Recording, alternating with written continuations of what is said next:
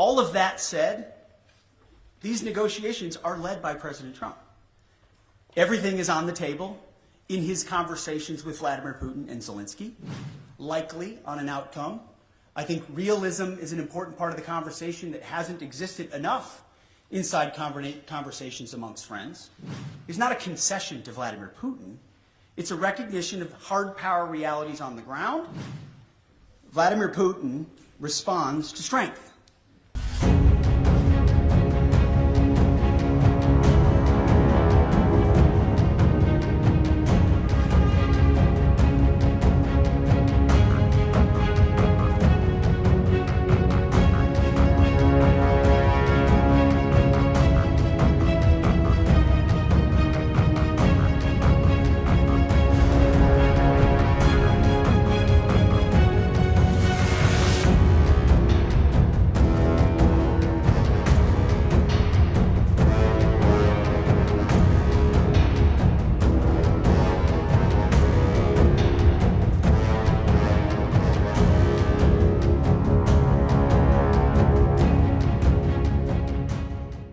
Well, I would start by saying the arguments that have been made that somehow coming to the table right now is making concessions to Vladimir Putin outright that we otherwise, or that the President of the United States shouldn't otherwise make.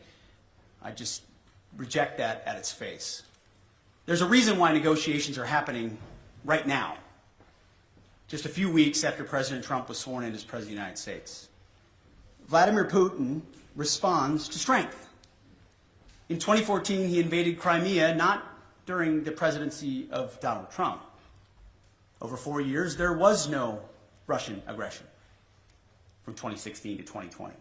In 2022, Vladimir Putin took aggression on Ukraine. Once again, not while President Trump was President of the United States. So any suggestion that President Trump is doing anything other than negotiating from a position of strength is on its face ahistorical and false. So when you look at what he may have to give or take, what's in or what's out in those negotiations, we have the perfect deal maker at the table from a position of strength to deal with both Vladimir Putin and Zelensky. No one's going to get everything that they want. Understanding who committed the aggression in the first place. But I challenge anyone else to think of a world leader at this moment who, with credibility and strength, could bring those two leaders to the table and forge a durable peace that ultimately serves the interests of Ukraine, stops the killing and the death, which Trump has been clear he wants to do, and hopefully ultimately is guaranteed by strength of Europeans who are there prepared to back it up.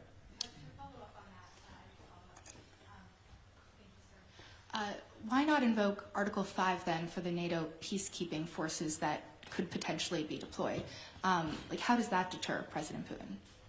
Well, I would say, I want to be clear about something as it pertains to NATO membership not being a realistic outcome for negotiations. That's something that was stated as part of my remarks here, as part of a coordination with how we're executing these ongoing negotiations, which are led by President Trump. All of that said, these negotiations are led by President Trump. Everything is on the table in his conversations with Vladimir Putin and Zelensky. What he decides to allow or not allow is at the purview of the leader of the free world, of President Trump.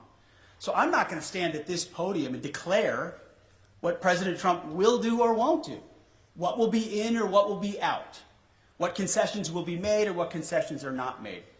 I can look, as our team has, at what's realistic, likely on an outcome.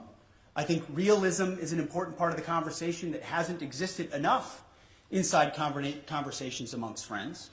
But simply pointing out realism, like the borders won't be rolled back to what everybody would like them to be in 2014, is not a concession to Vladimir Putin. It's a recognition of hard power realities on the ground after a lot of investment and sacrifice, first by the Ukrainians and then by allies, and then a realization that a negotiated peace is going to be some sort of demarcation that neither side wants. But it's not my job as the Secretary of Defense to define the parameters of the President of the United States as he leads some of the most complex and consequential negotiations in the world. Sticking with the U.S. press, let us go with Axios' Zach Basu, right in the far right. Thank you, Mr. Secretary. Given the position you've now staked out, what leverage exactly is Ukraine being left with, especially if the U.S. also plans to wind down its military aid? And then quickly, if a NATO ally is attacked by Russia or any country, will the U.S. unequivocally uphold its obligations under Article 5, regardless of that country's... Well, we've said we're committed to the alliance, and that's part of the alliance, right? You point out Article 5, you point out Article 3. It's just a cheap, I'm not saying it's cheap coming from you, but it's just a cheap political point to say, oh, we've left all the negotiating cards off the table by recognizing some realities that exist on the ground. President Zelensky understands the realities on the ground, President Putin understands the realities on the ground, and President Trump, as a deal maker, as a negotiator, understands those dynamics as well. By no means is anything that I state here, even though we lead the most powerful military in the world, hemming in the commander-in-chief in his negotiations to ultimately decide where it goes or does not go. Well, he's got all the cards he would like. And the interesting part is, oftentimes, while the conventional status quo mindset or the legacy media wants to play checkers, the same checkers game we've been playing for decades, President Trump, time and time again, finds a way to play chess.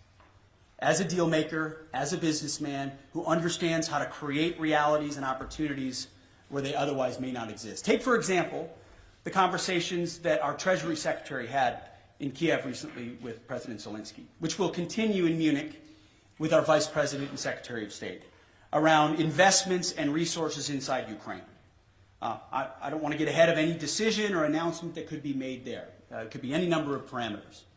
But President Trump, as a deal maker and a businessman, recognizes that an investment relationship with Ukraine, ultimately in the long term for the United States, is a lot more tangible than any promises or shared values we might have, even though we have them.